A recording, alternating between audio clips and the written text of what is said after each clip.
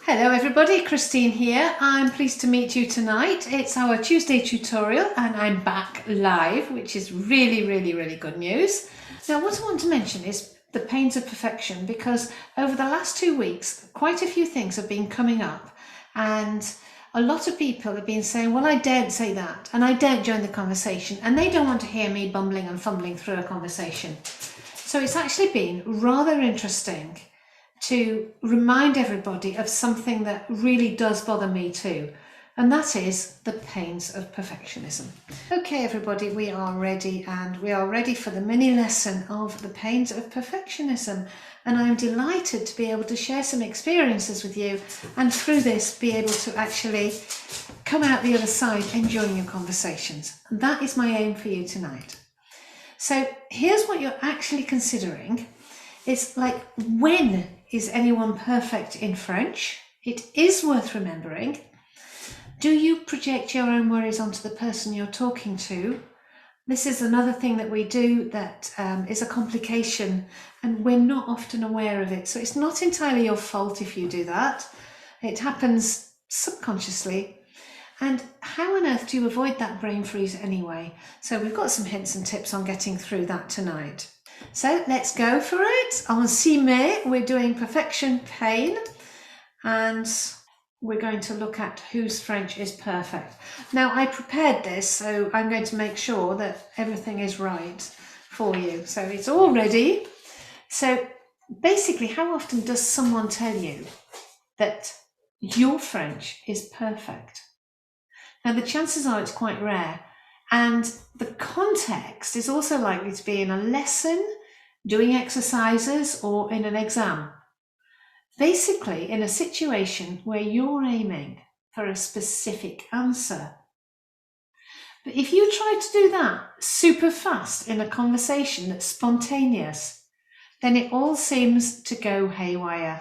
And why on earth does that happen? I frequently ask myself this question: what's going on?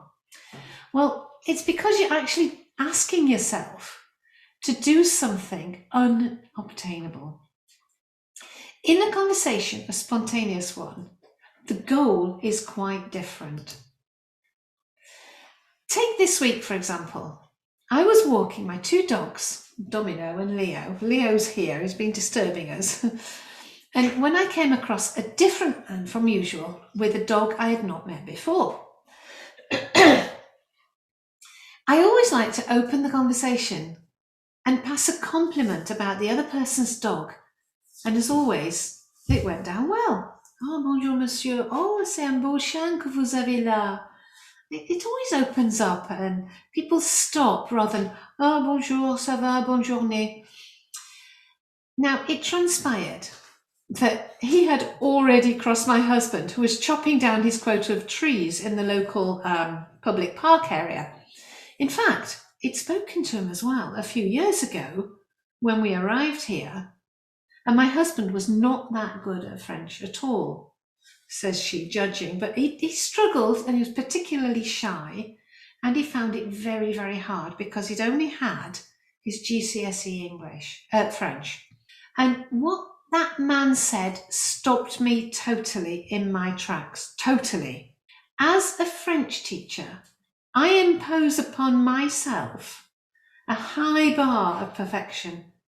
It ends up that I make more mistakes as fear is cluttering my mind and I make a mess of things. I don't think I'm on my own. Is that you as well? Yet this gentleman was complimenting my husband. He was being complimented on his progress. And my husband rarely gets a full sentence correct. Even now, he gets the point across. But he doesn't even realise half the time that he's making those mistakes. And the conversation flows back and forth enthusiastically. And is that other person bothered? Not at all. Why? Because we want to share an idea, a thought, or ask for something, or give something. And it seems to matter more that we get that across and enjoy the experience. And if you're aiming for perfection, you're forgetting the enjoyment part. What a crying shame that is. Now, I like this comment here, Shidonye Chidoliev, I can't pronounce it well, I'm sure you'll correct me, made, is perfection is a faux. Okay, it's a mask covered by our own poor esteem. And it's to hide who we really are and make others see what isn't really us.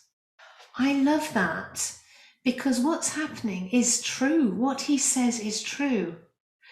We have this aim to be perfect and get everything right, so we're trying to portray an image of ourselves that's not true. We're messy, we make mistakes, we're a learner of French.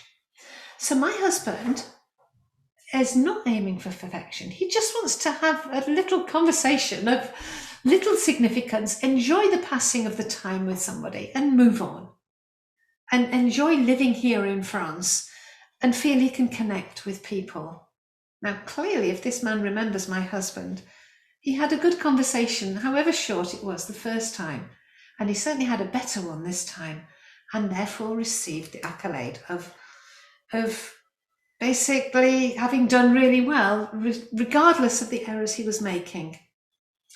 So we are cruelly trying to deny the fact that we're learners of French. Is this good? It comes with making mistakes to trigger our brain that this is something we need to pay attention to. If we're trying to be perfect, we don't pay attention to the fact that this is something we could forget. We're more focused on what the other person's thinking. So I'm saying it's about internal satisfaction. Are you happy with what you've just said in French? And you experience that happiness when you pop out a sentence without trying and you feel it's correct grammatically. And here's the key. You feel it's good enough.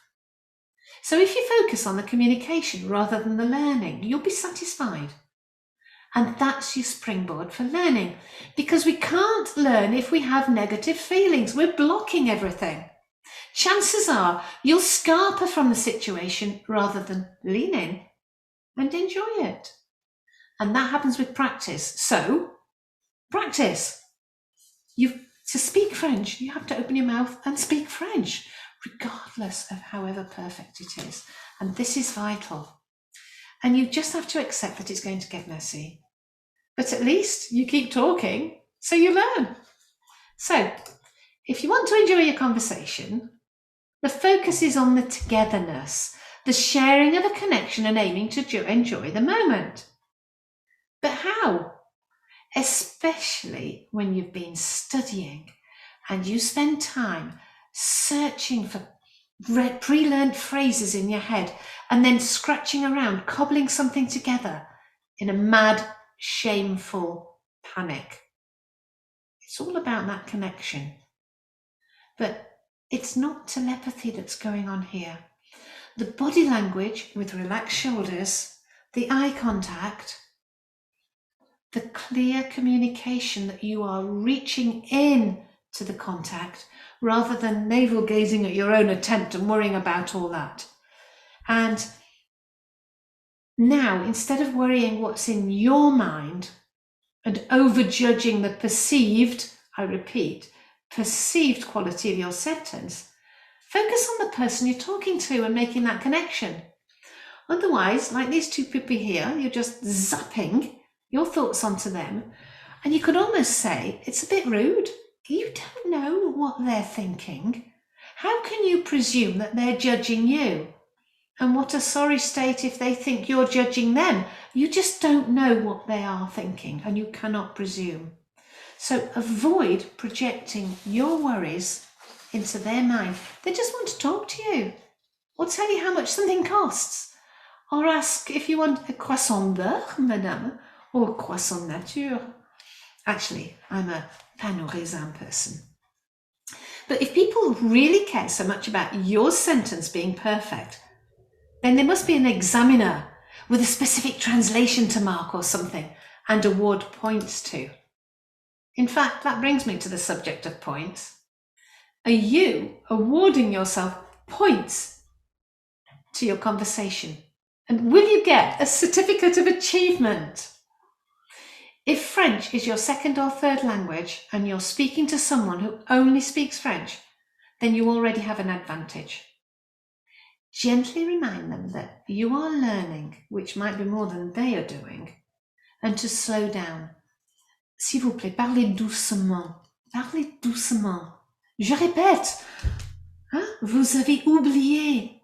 Je vous prie. Parlez doucement. Make a joke of it.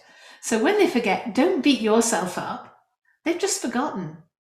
Just repeat that they must also play their part in this conversation. And do it confidently. Ok, encore une fois, parce que je n'ai vraiment pas compris. And be specific about the word you don't get so they can actually work out what to repeat. Take one word at a time, even if it's the whole sentence. It's better to arrive at communicating than to skip it and lose the flow of your conversation, because down the line, you've lost it anyway. So do take it bit by bit and then come back in. It's okay to learn inside the conversation. And basically, where's the laughter?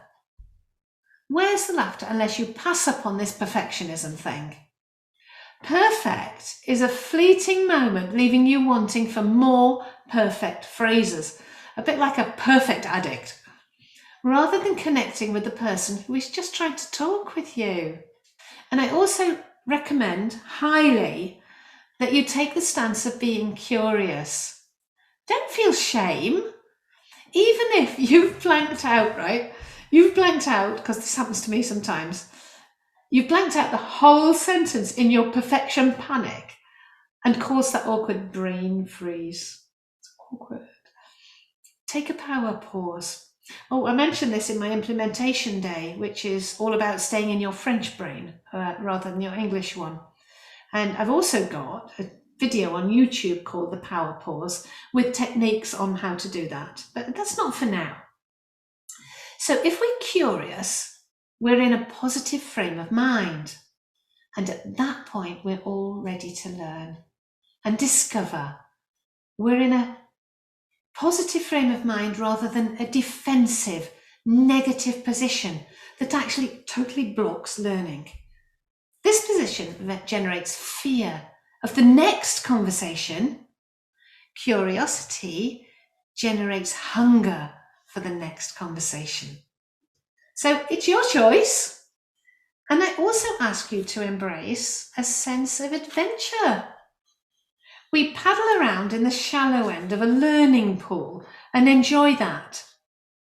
Like our French lessons, it's short, safe, has some stretch, and you absorb some vital next step information. It feels good. Then you dive into the deep end and expect it all to be perfect and your conversations to flow. But they don't. They don't, because the leap is just the same as paddling around in the shallow end and then expecting yourself to be able to swim with style in the deep end. And you beat yourself up because you can't do it. It's only going to be rewarding if you bridge that gap and have regular conversations in French where you trip up, get feedback, forget again, and just get used to communicating rather than aiming for perfection. So be adventurous in that aspect. And this is what we do in Conversation Cafe. Here are the people in my Conversation Cafe having a lovely chat together. Our conversations are rewarding. They're effective because we're constantly working out if we're learning right, if we can move on and say what we want to say. We're communicating, we're laughing, we're thinking. We're adventurous because we push ourselves beyond the grammar that we know sometimes. And it is learning. And that's interesting. Now, there's a lot more on that in my masterclass. I've put the link in the conversation thread, but you can sign up and watch my masterclass. It's free, by the way. It's not a sales thing. And you can enjoy seeing what the 3 C's are. The connection, the communication. Oh, there's something else. That's it. Here's a quick recap. Aiming for perfection is going to make you struggle to be spontaneous in a conversation. It really is. People just want to connect. They really aren't judging you unless they're an examiner. Don't thrust your fears onto the other person. You're making a presumption, and highly likely they're just trying to work out how to answer you because they want a conversation. Practice to get used to the feeling of speaking. If you don't just let it out, I know sometimes it sounds a bit babbly, but that's what babies do. You can't get used to it. If you don't hear your own voice, you don't use that part of your brain to vociferate, to articulate, to say things, you've got less chance of learning because it's a different part of your brain as well. And also, by forgetting, somebody will prompt you and you learn and it becomes more natural rather than learning vocab in textbook style. And then smile and laugh rather than show the body language of fear. Body language of fear is actually creating an invisible wall. It's an invisible block to your learning. Smiling, physically smiling, is very difficult to feel bad. You should try that. So I just want to mention before we go, my immersive homestay dates are filling up this year. I am pleasantly surprised by how many people are inquiring and considering and coming down to stay in the southwest of France with me to practice their French with me. I have not put the prices up in 3 years, and I am not putting them up in the very near future, but it's highly likely that everything's going to have to go up because we know the situation at the moment. So if you want to book at this year's prices, or you want these dates, or you want to discuss popping one in between, see if it's possible, get in touch with me. But yeah, treat yourself. There's room for plenty. You stay in the top floor here, okay? Or maybe in this suite. It's up to you. So all I can say is merci tout le monde. À la prochaine. Me voilà. C'est au revoir. Et c'était un plaisir de vous rencontrer ici ce soir. Merci. Au revoir.